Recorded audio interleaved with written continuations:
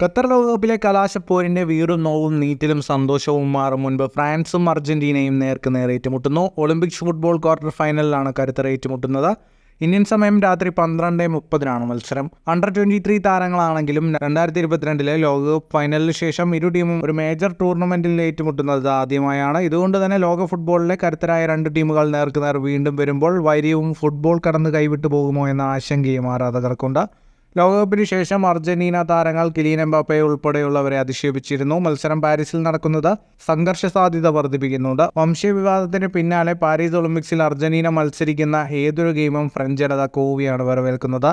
France ഒരു goal പോലും വഴങ്ങാതെ എല്ലാ മത്സരങ്ങളും ജയിച്ചാണ് ക്വാർട്ടറിലെത്തിയത്. അർജന്റീനയാകട്ടെ മൊറോക്കോയ്ക്കെതിരെ വിവാദ മത്സരത്തിലെ തോൽവി വഴങ്ങിയതിനു ശേഷം 2 മത്സരവും വിജയിച്ച് ഗ്രൂപ്പിലെ 2ാം സ്ഥാനക്കാരായാണ് എത്തുന്നത്.